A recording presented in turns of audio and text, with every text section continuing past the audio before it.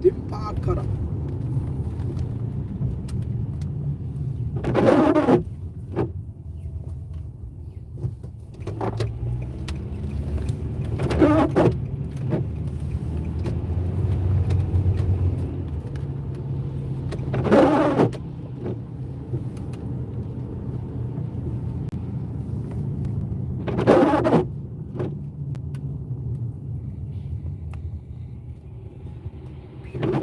And this way.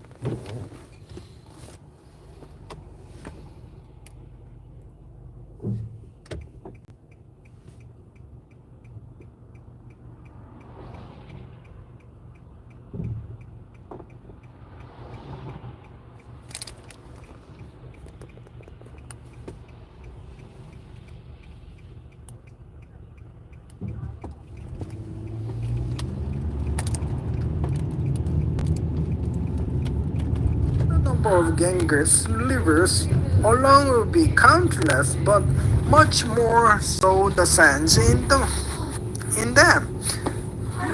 The Buddha said, Subhuti, I now tell you truly, if a virtuous man or woman fails in many trinchant locusm as there are sands in those Ganges river with the seven in charity, how great would their merit be? Subhuti said, exceedingly great. World Old One, the Buddha said to Subhuti, if a virtuous man or woman upheld even just 4 lines from this sutra and explained them to others, their merit would be immeasurably greater than the former. Devouring the true teaching. Furthermore, Subhuti, if even such a 4 line from this sutra I explained, know this, that place will be one where all beings of the world, gods, humans, and asura should make offerings as they would to a Buddha's stupa or temple. How much more so if a person can fully uphold, read, and recite this sutra? Subhuti, notice, such a person has attained the highest, most supreme and rare truth.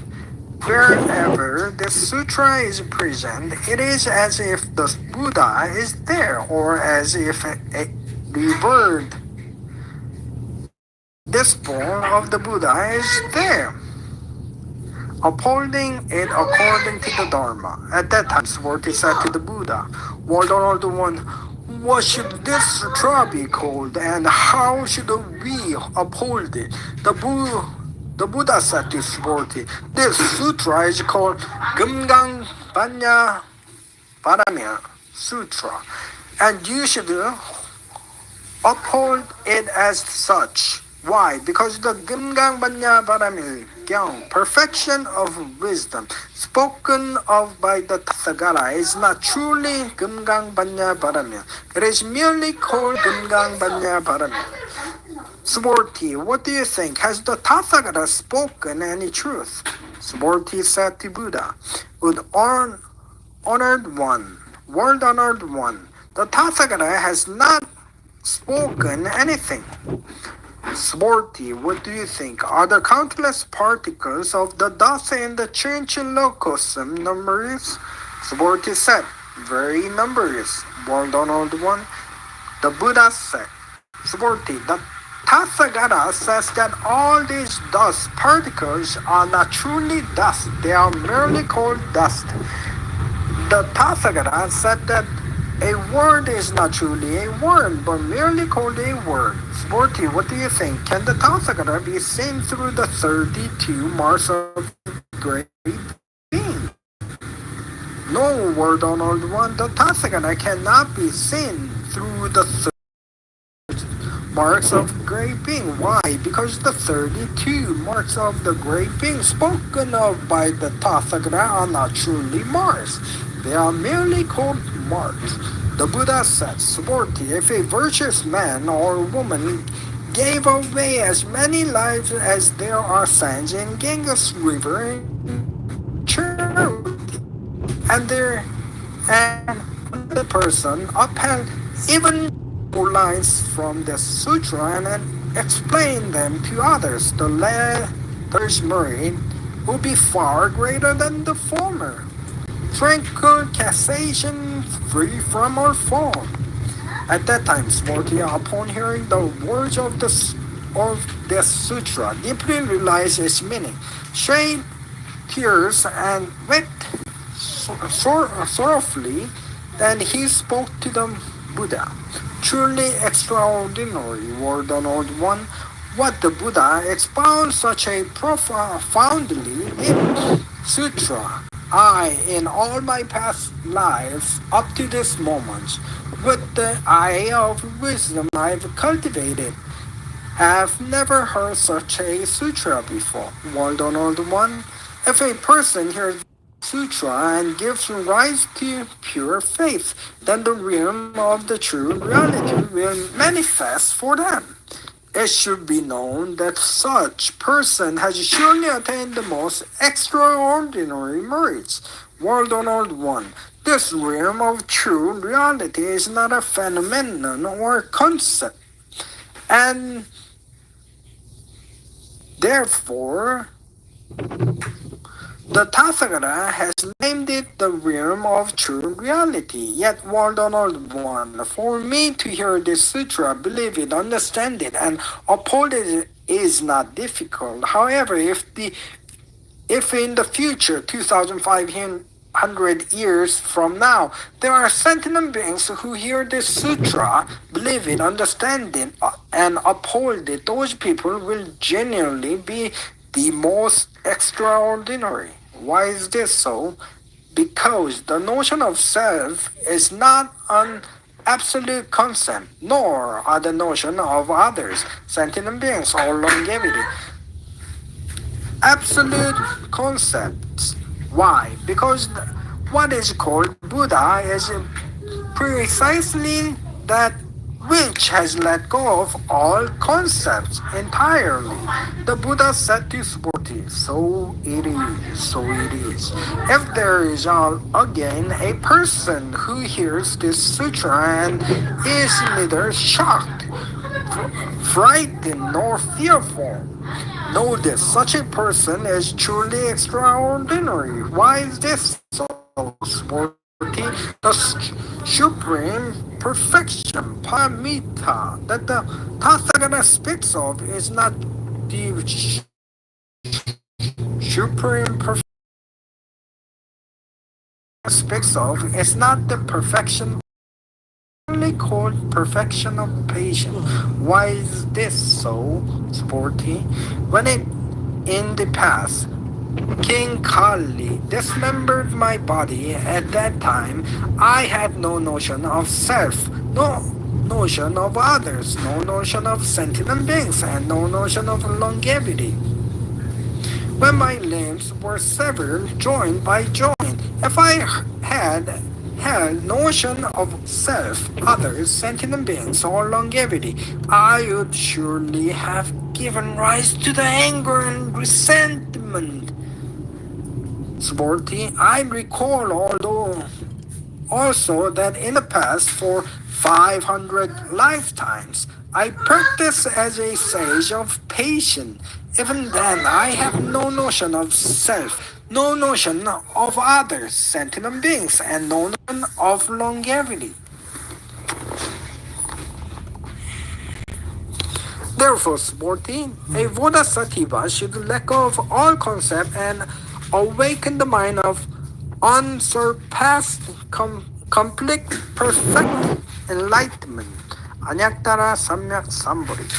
They should not give rise to a mind attached to the form, nor should they give rise to the mind connected to sound, smells, taste, touches, or any phenomena.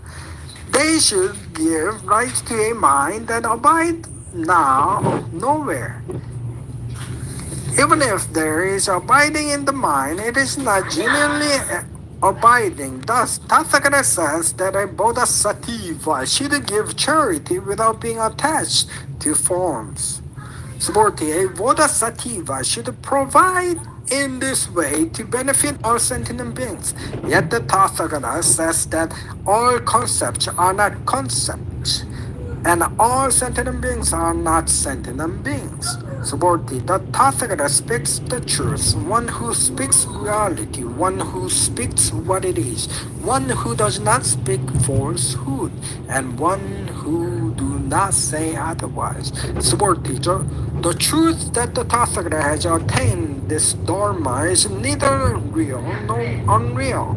Subordhi, if a bodhisattva gives charity while there may mind abide by some phenomenon, it is like a person in darkness who cannot see anything. But if a bodhisattva gives charity without their mind abiding in any phenomenon, it is like a person with clear eyes seeing all sorts of things distinctly in the bright sunlight. Supporting in the future, if there is a virtuous man or woman who can uphold, read, and recite this sutra, the Tathagata, with the wisdom of Buddha, will fully know and fully see that person. They will all attain immeasurable, boundless merit, the merit of upholding the sutra. Supporting.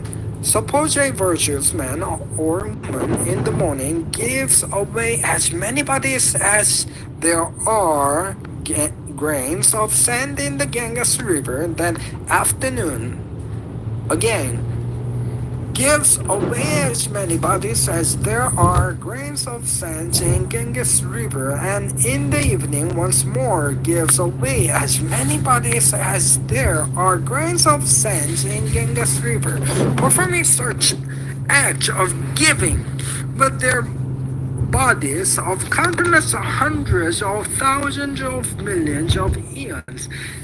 If, however, there is another person who hears this sutra and gives rise to faith without resistance, the merge of the person will surpass the former. How much more if they copy this sutra, uphold it, read it, recite it, and explain it to others? Sporty. To summarize, this sutra possesses inconceivable, immeasurable, and boundless merit. The Tathagata has expounded the sutra for those who have set forth in the great vehicle, Mahayana, and for those who have set forth on the supreme vehicle. If there is a person who can uphold this sutra, read it, recite it, and widely explain it to the others, the Tathagata fully knows that and fully sees that person. Such a person will attain merits that is immeasurable, inexpressible, limitless, and beyond comprehension. These people are the ones who bear the Tathagata's unsurpassed, complete, perfect enlightenment. Anattara Samyak Samburi. Why is this so, Svorti? Those who delight in the teaching of lesser Vyaka, Hinayana, cling to the notion of self, the notion of others, the notion of sentient beings, and the notion of longevity. Thus, they cannot hear, understand, read, recite, or explain this sutra to others. Svorti.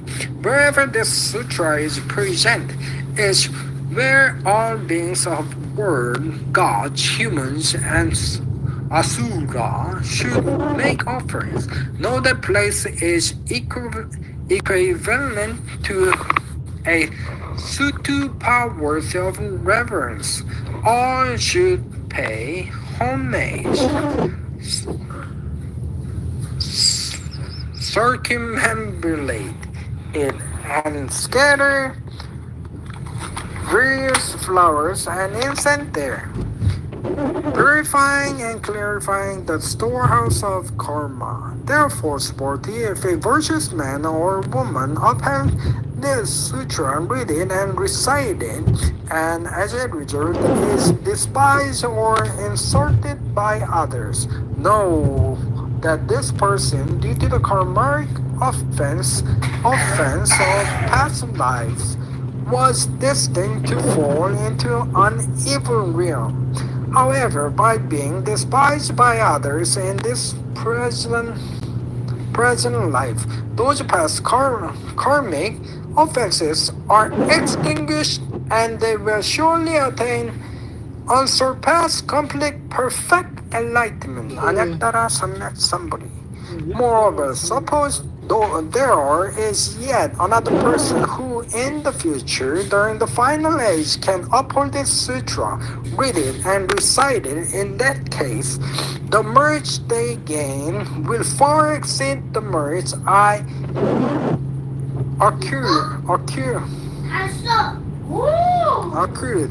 by offering to all Buddhas, surpassing it not by a hundredth parts, but by a million, billions, or any mathematical comparison. Svorti. If I were to fully describe the merits gained by a virtuous man or woman who in the final age to come uphold this and recite this sutra, some people upon hearing it might become confused, doubtful, and unable to believe it. Svorti, you should know this. The meaning of the sutra is beyond conception, and its words are immeasurably vast. Ultimately, there is no self. At that point, Svorti addressed the Buddha. World Honored One, how should a virtuous man or woman who has given rise to the mind of unsurpassed, complete, perfect enlightenment, Anattara Samyak Samburi, abides in that awakened mind, and how should they subdue the mind of affliction? The Buddha said to Svorti, if a virtuous man or woman has given rise to the mind of Anattara Samyak Samburi, they should give rise to these thoughts. I will liberate all sentient beings, yet have liberated all sentient beings. They should understand that in reality no sentient beings has been liberated. Why is this so, Svorti? Because if a Bodhisattva holds to the notion of self, the notion of others, the notion of sentient beings, or the notion of longevity, they are not Bodhisattva. Svorti. The reason is that this awakening of the Anattara Samyak Samburi arises precisely in no fixed truth. Svorti, what do you think? Was there some truth that the Tathagata attained in the presence of Dimpakara, Buddha, by which he realized Anattara Samyak Samburi? No, world old one, as I understand the meaning of what the Buddha had taught. When you were in the presence of Dimpa, Dimpamkara Buddha, there was no specific truth by which you attained Anektara Samyak Sambhuri. The Buddha said, so it is. Swarty.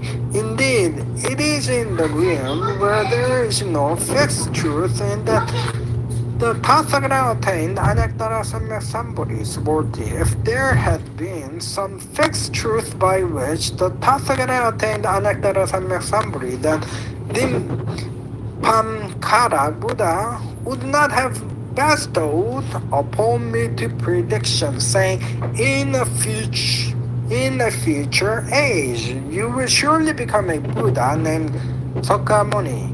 It is precisely because I attained Anektara Samyak Sambhuri in the realm where there is no fixed truth that Dimpakara Buddha bestowed this prediction upon me, saying, in a future age, you will surely be a Buddha, and your name will be Sakamuni. Why is this so? Because Tathagata means one in accord with the suchness, tathata, of all phenomena. Therefore, sporty, even if someone says that the Tathagata attained Anektara Samyak Sambhuri in reality, the Tathagata attained in the realm where there is no fixed truth. Sporty. In the Anektara Samyak Sambhuri that the Tathagata has attained, there is neither reality nor unreality. Thus, the Tathagata says that all phenomena are the Buddha's dharma. Sporty, called all phenomena, is not truly all phenomena. It is merely named all phenomena.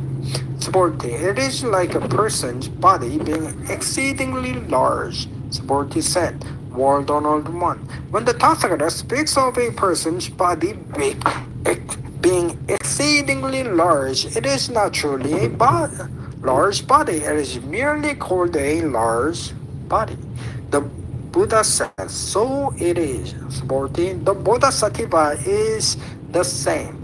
If someone says, I have liberated countless sentient beings, they cannot be called a Bodhisattva.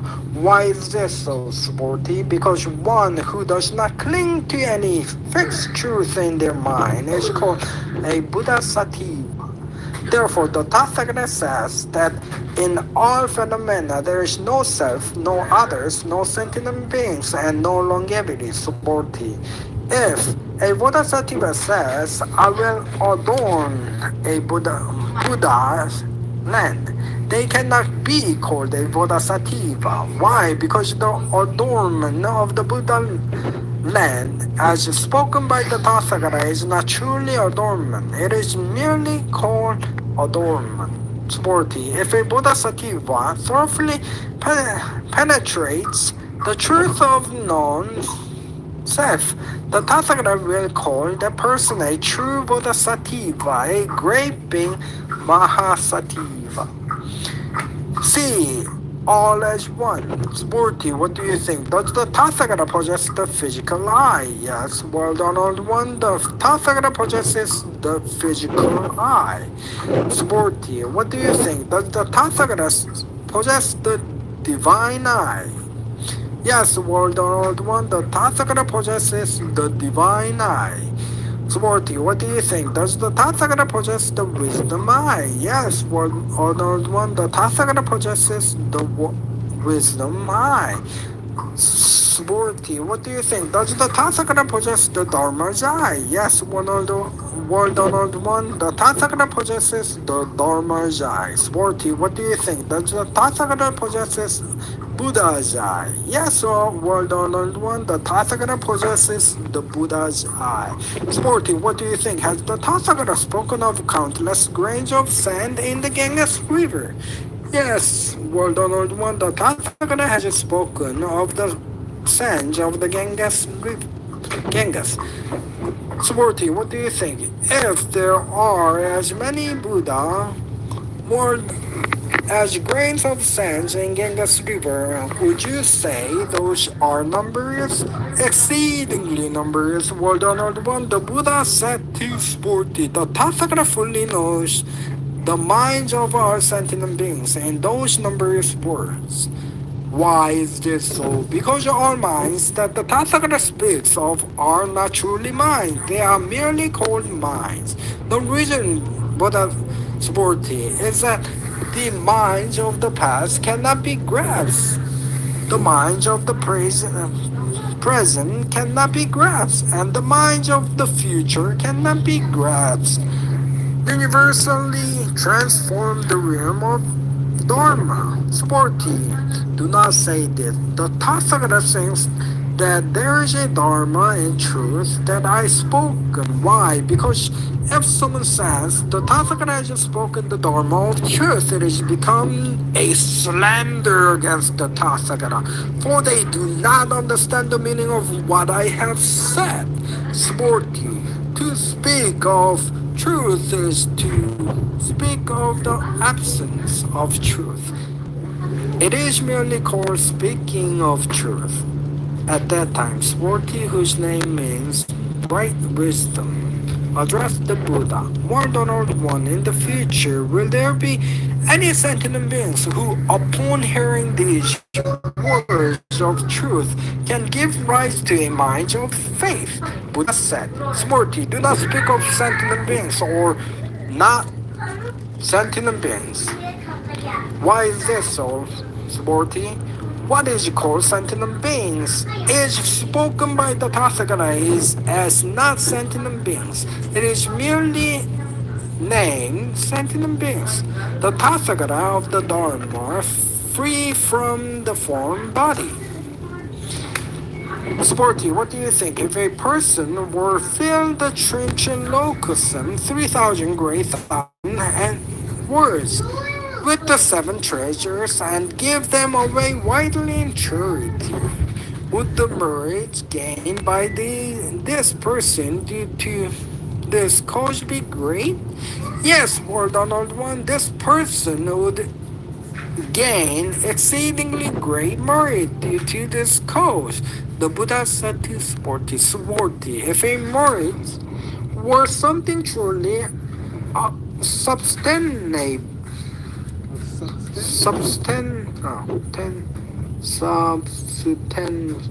substantial.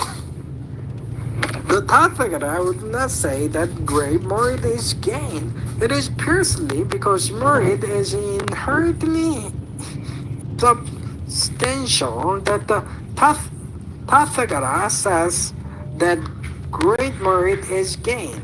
The teaching beyond words, or the Dharma expounded without speech. Sporty, do not say this. The Tathagata thinks that there is a Dharma of truth I have spoken. Why? Because if someone says the Tathagata has spoken a Dharma of truth, this becomes slander against the Tathagata, for they do not understand the meaning of what I have said. Sporty, to speak of truth is to speak of absence of truth. It is merely called speaking of truth. At that time, Sporty, whose name means bright wisdom, addressed the Buddha. World-honored one, the future, will there be any sentient beings who, upon hearing these words of truth, can give rise to the mind of faith? The Buddha said, Sporty, do not speak of sentient beings or not speak sentient beings. Why is this so, Sporty? What is called sentient beings is spoken of by the Tathagata as not sentient beings. It is merely named sentient beings. There is nothing to attain in truth. Sporty addressed the Buddha. World-honored one, when the Buddha attained unsurpassed, complete, perfect enlightenment, Anyagtara Samyak Sambodhi, it is as tough, nothing was attained. It is as tough, nothing was attained. The Buddha said, so it is, Subodhi. What is called Anattara Samyak Sambodhi is merely a name. It is in the realm where not the slightest trace of any truth remains, and where I have attained nothing. That is called Anattara Samyak Sambodhi. Cultivate goodness with a pure mind. Therefore, Subodhi, this is true. This truth is equal with no high or low, and thus it is called Anattara Samyak Sambodhi, unsurpassed, complete, perfect enlightenment. By cultivating all these virtuous dharmas without the notion of self, others, sentient beings, or longevity, one attained Anattara Samyak Sambodhi. Subodhi, what is called virtuous dharma, is spoken by the Tathagata as not truly being virtuous dharma. It is merely named virtuous dharma. Merits and wisdom cannot be compared. Subodhi, those a person were to take heaps of the seven treasures as vast as mountains Samaru, the king of the mountains, in all Trinchilocosum, 3,000 great thousand words, and give them widely in charity. If, however, another person were to uphold, recite, and expound to others even just 4 lines verses from this Kumgangbanya Sutra, the merits of the former would not amount to even a hundredth part of the later, nor the 100,000 millionth part, nor could it compare even with all possible numerical measures were gathered together, transforming others, yet nothing is done. Swarty, what do you think? Do not say that. The Tathagata says, I must liberate sentient beings. Swarty, do not entertain such a thought. Why? Because in reality, there are no sentient beings of the Tathagata to liberate. If there were sentient beings for the Tathagata to liberate, it would mean the Tathagata holds notion of self, others, sentient beings, and longevity. Subodhi, when the Tathagata speaks of a self, it means there is no such a thing as a self. Only ordinary people speaks of a self. Subodhi, what is called an ordinary person is spoken by the Tathagata as not truly an ordinary person. It is merely named ordinary person. The Dharma body is not a being. Swarty, what do you think? Can the Tathagata be seen through the 32 marks of a great being? Swarty replied, yes, the Tathagata can be seen through the 32 marks of great being. The Buddha said, Swarty, if the Tathagata could be seen through the 32 marks of a great being, then a real-turning sage king would also be a Tathagata. Swarty addressed the Buddha. World honored one. As I understand the meaning of what the Buddha has said, the Tathagata cannot be seen through 32 marks of great being. At that time, the world honored one spoke these verses. If one seeks me through forms of searches for me through the sounds, they walk a perverse path and will never see the Tathagata. It is not ultimately no extinct existence. Subodhi, if you think that the Tathagata attained Anattara Samyak Sambodhi because he lacks the perfect marks, does not entertain such a thought, please do not say that the Tathagata attained Anattara Samyak Sambodhi because he lacks perfect marks. Subodhi, if you think that one who has given rise to the minds of Anattara Samyak Sambodhi asserts that all phenomena are cut off and are utterly non-existent, Do not entertain such a thought. Why? Because the one who has given rise to the minds of Anagnara Samyasamburi does not say that all phenomena are cut off and utterly no existent as the truth, neither receiving nor craving.